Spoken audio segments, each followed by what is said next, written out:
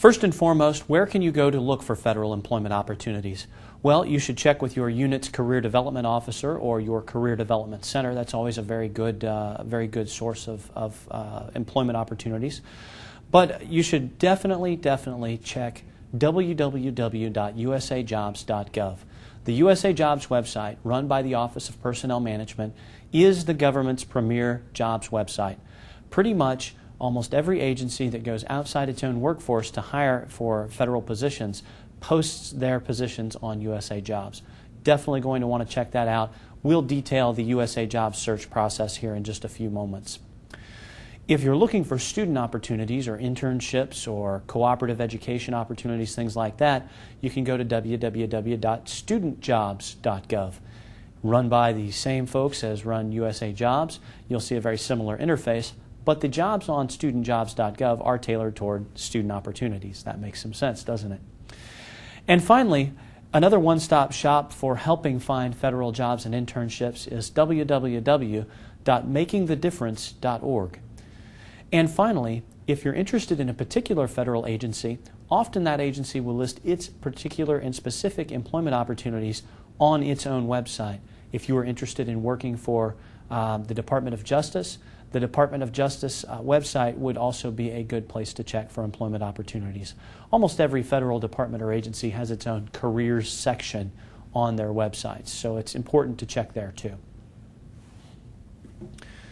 So what should you expect during this process? This is a question I get asked a lot. I've evaluated, I think at last count, over 500,000 resumes for federal employment, and I get asked a lot of questions by candidates.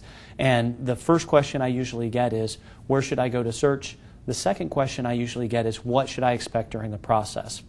Well, I will tell you that applying for a federal job does require some time and special attention to detail. We have a number of requirements that you might not find in other employee or employer opportunities out in the private sector.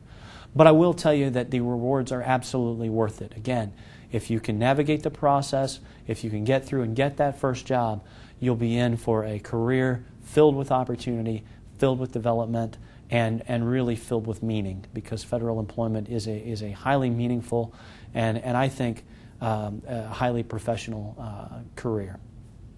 Now, procedures do vary across federal agencies. I'd like to be able to tell you there is one single method of applying for all federal jobs. There's one single method we use to evaluate candidates, but that's not the case. Nor should it really be the case, because different federal agencies emphasize different characteristics and different competencies. So we want to allow them to have the flexibility to evaluate things differently. So procedures are going to vary. And federal jobs are highly desirable, and as a result, they're often very competitive. I'll be honest with you, it's not unusual for an entry-level position to get literally hundreds, if not thousands, of qualified applicants for a particular position. Now, as we go up in the ranks and as we get to some of the more experienced positions, generally those numbers fall off quite a lot. But even for the entry-level positions, there are a number of opportunities available. There are going to be a wide variety of these opportunities in the near future as more and more federal employees retire. So even though it's a highly competitive process, by doing some of the things we're going to talk about in a few moments, you can help better your chances of making it through that process. Now, there are some differing requirements for a federal resume that go above and beyond what you might be used to when you're crafting resume documents. For instance, we have to require, for your work experience, the month and year you started and finished each one of your work experiences. We also require that you put salary information on there, and that's really a key differentiator between a federal resume and a non-federal resume, are things that we require, like salary information, month and year of start and end dates for employment. But have no fear. If you build your resume on the USA Jobs Resume Builder, you will be assured that all of the required information will be captured in your federal employment application, as USA Jobs has been specifically tailored to capture the information necessary to apply for federal jobs. So you've got that going for you if you use USA Jobs.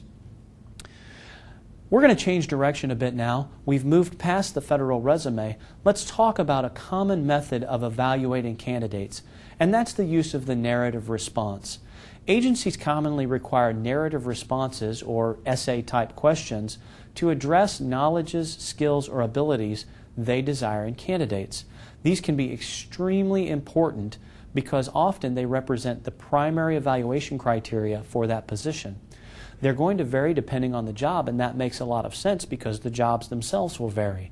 The requirements to do them well will vary, so the knowledge, skills, and abilities required to do that job successfully are also going to vary. And they're very similar to interview questions you might answer in person. It's just you're given the opportunity to put those answers in writing. They should provide concrete examples. They should be true examples. I know I don't have to remind you of that, but truth is an important quality here. They should include your particular possession of that knowledge, skill, or ability, your response to that question in terms of concrete actions you took, and as a rule, it can pull from your past experience or education no matter where that experience or education might have been earned, whether it be in the military service, whether it be in the private sector, whether it be in an educational environment, whether it be in an extracurricular activity, such as an interest group or a religious organization or something like that.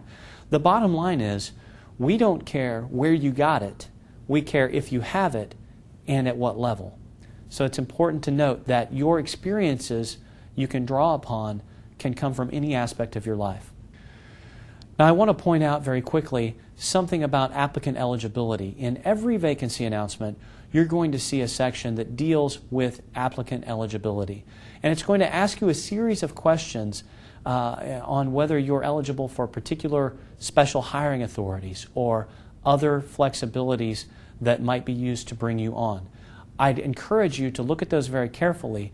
If you're unclear about the qualification requirements for those specific hiring authorities, do a little bit more research, click the links that are provided on those vacancy announcements, because often these are alternative means of entry into that particular federal position, and you're going to maximize your bites of the apple, so to speak.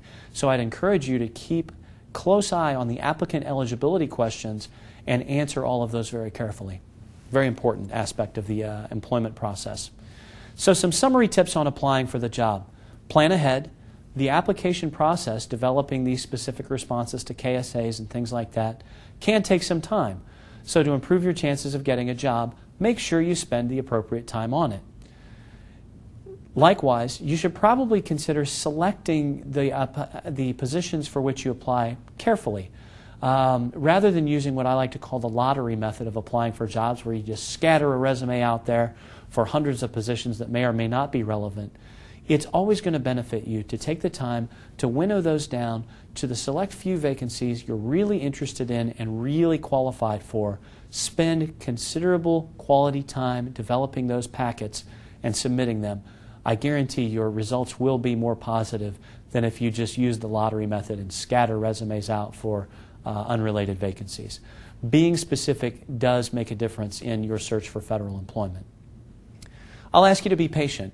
The evaluative process can sometimes be lengthy. Often there are 2 or 3 rounds of evaluation that have to occur, and that can take some time. So it may be some time until you hear back from the agency about the status of your position. There may be little or in some cases no communication from the agency, and additionally, if the agency has to undergo security checks, this time period could be prolonged. So be patient with us. And finally, if you have questions or if you're interested in the status of a position for which you've applied, don't hesitate to follow up with that agency using the contact information that was provided on the vacancy announcement. So what happens next? Once you've applied for a federal position, what can you reasonably expect to happen? Well, after the closing date for applications, the agency then evaluates all of the candidates' application materials. From that assessment, they develop some sort of referral list that's sent to the hiring manager for consideration. At this point, an agency manager acts very similarly, regardless of what organization he or she works for. They generally hold interviews. Some of these are structured behavioral interviews. Some of them are assessment center type interviews.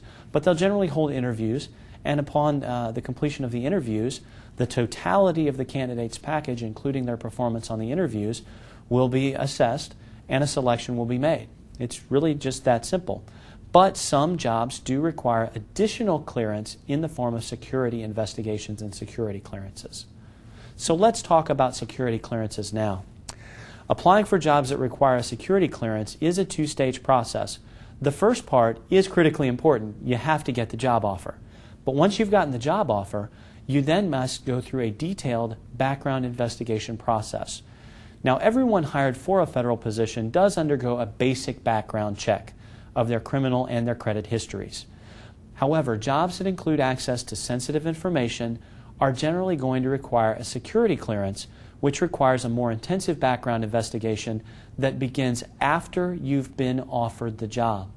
So generally, after you've received a job offer, but in some cases before you can actually enter on duty or come in for work on the first day, a security clearance has to be adjudicated for you. That can take some time. It's a very involved process because we have to check a number of sources and a number of references on your background. So there's a helpful hint about security clearances there. Now, to sum all of this up, folks, federal agencies have a stellar track record of hiring the best and brightest candidates. As such, getting a federal job is highly competitive. There are often many, many applications for any particular vacancy. However, that shouldn't stop you from applying, A, because you're a great candidate, and B, because we are going to have more opportunity than really ever before in the federal sector, especially for those folks who carry with them some sort of veterans preference eligibility or other creditable military service. So to increase your chances of being hired, you should follow a few clear steps, and we've outlined them already, but I'll review them here for you. You should research potential opportunities. You should consider various employment avenues, such as different hiring authorities, different agencies, and different geographic areas. You should search on the USA Jobs website as well as agency-specific websites. And you should follow the application process carefully and correctly. Doing those things will help maximize your potential for obtaining that first federal position. On behalf of the United States Office of Personnel Management, I'd like to personally thank you for viewing this session today. I hope you found it informative and enlightening, and I wish you the best of luck should you decide to consider federal employment as a career choice